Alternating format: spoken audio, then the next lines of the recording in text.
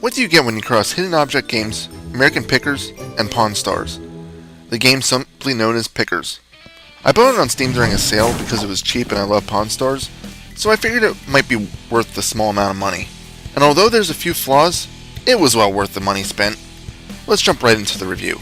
Pickers is a small indie game made by Mumbo Jumbo Games, who is big in indie game development. They're just fun to say. Mumbo Jumbo. The goal in each of the modes, other than unlimited hidden object, is to make as much cash as possible within 30 days by going through other people's crap and buying it to sell it off at profitable levels. There's 4 difficulties. The right 3 are just simply increasing the amounts of competitiveness that the other players have, which means you need to be more aggressive on your own deals. Other than that, I don't think there's a real difference. The other mode, Zen, doesn't tell you that there's a 30-day time limit, but there is, so really, there's no real reason to play this mode. I had chosen it after my initial 30-day completion to see if there was a daily limit, and there was, which brings me to my biggest problem with this game. Once you choose the difficulty level, you can't go back. There's only 2 ways to choose a new one. Either you just suck it up and complete the 30 days, or delete the profile you're on and start a new one. I don't understand why there's not a start over or quit challenge option. It can't have been hard to include one. Every other game seems to have it without any problems. Anyway, once you choose your difficulty, you'll be given a briefing by who I guess would be the owner of the store. Either that or she's your advisor. Either way, she'll give you tips during the game and also tell you what hot items to look for. These range from toys to military merchandise, so it'll randomly cycle through a few different categories. It's best to find the stuff from the 3 categories shown, as they'll typically give you better profits from them. Also, you get a small cash bonus for everything that's bought from the Hot Topics. If you can manage to buy all 7 items that are from Hot Topics, you'll gain a $250 bonus.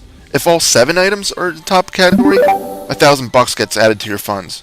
It's a nice incentive, but depending on the category, it may be difficult in the first few days to meet that bonus requirement. Anyway, after you get the hot categories, you get to select an area. You can change between these at will without any penalties, even though each is supposed to be in a different region of the US. There's no time limit during this, so you can take as long as you want choosing what you want to grab. At the beginning, you only start out with 2 places, but as you continue the game, the remainder will slowly unlock to you. Once you choose one, you get sent to that area, and each is a frickin' junk heap. But that's fine with you, because that's where you'll make all your money. Here's your goal. You want to make profit, so you'll need to find 7 objects that you think you can profit on. I've already mentioned that you want to attempt to find stuff in the hot categories, as those are more prone to bring in bigger profits, but you're not restricted to that. You find something you think you can make money on? Give it a shot. Each place to visit has 2 full screens of junk, along with about 5 or so smaller areas you can investigate. There will also be an area glowing yellow with dollar signs. If you wish to do this, it's a hidden object minigame. You find about 16 items listed on there, and you get bonuses ranging from $25 to $150 per item. The only item you actually keep is the final one though, but from what I've noticed in playing the game, it doesn't bring in too much money. The only advantage is that it's essentially free, provided that you spend the time to complete it. If you're low on funds, you can also visit different homes and do the hidden object game in each. You're only limited to 1 visit in each area per day. So if you do it in the junkyard and then come back the next day, it'll be available again. Later on in the game, I just ended up avoiding these as I didn't feel the profits were worth it. The interface is very, very simple. Clicking an item throws it into your shopping cart. By clicking the area owner's ugly mug, you begin the bartering. Selecting items will bring up what the owner wants to sell them for. You can attempt to haggle or you can just accept the deal. If you select more than 1 item, you'll barter for a bulk price, which normally will give you a pretty decent discount. You can also choose to drop the items at any time, allowing you to look for something else to take back to the shop. During the bartering phase, you can also opt to call in an expert to get the item appraised. This costs $75 though, so it's really not worth it for the low dollar items. Also, you're limited to using this expert 3 times a day. You'll also see a meter here showing the attitude of the owner. Naturally, you want it in green. If it's in red, they'll be less likely to take severe price drops.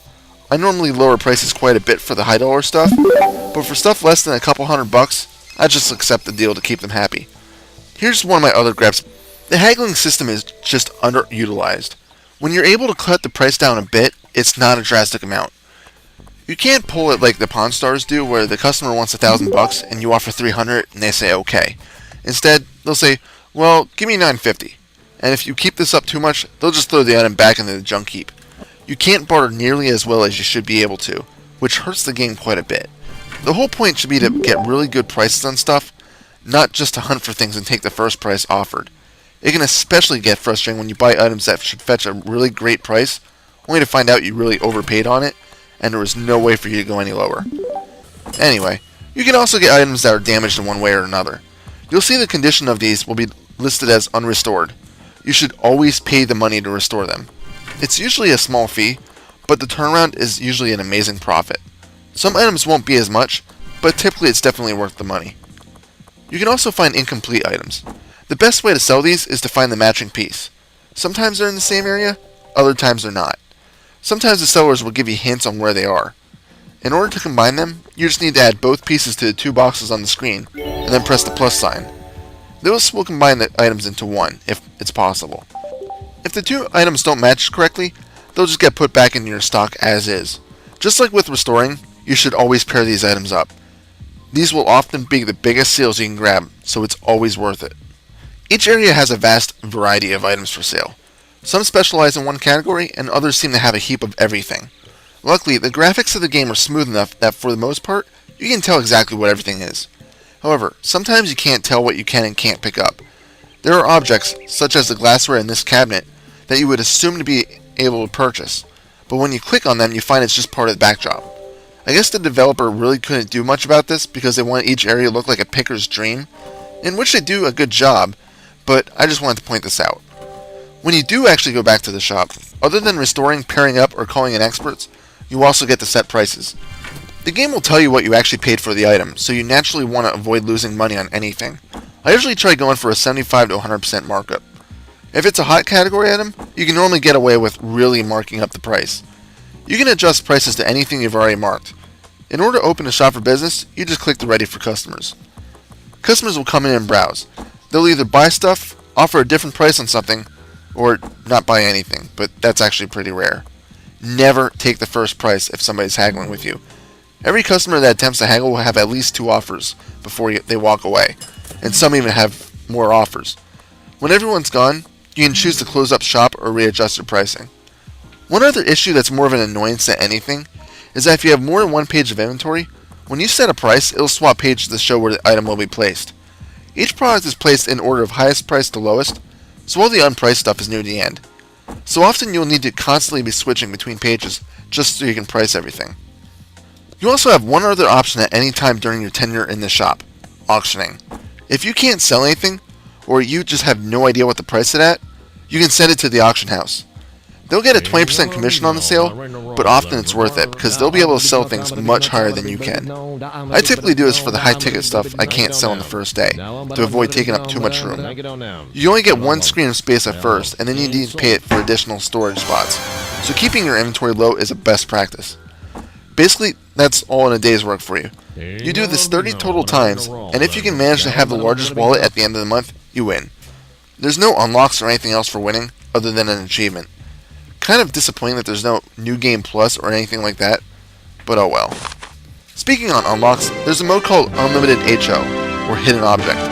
Basically, you choose a hidden object area and you have to find all 60 items as fast as possible. You then get rated on your speed. I was never big into hidden object stuff, so I tested it just to see what it was, then quit it. To unlock this mode, you need to find at least 40 of the 60 keys hidden in various areas of the game.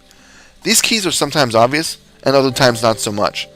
This is completely optional, but it's something to look out for. That's pretty much it about this game. Yeah, this is sort of a short review. It's a fun little indie game, but its lack of effective bartering system hampers it from being a really good game. It's something to pass a few hours, but probably not something you'll be playing with an addiction.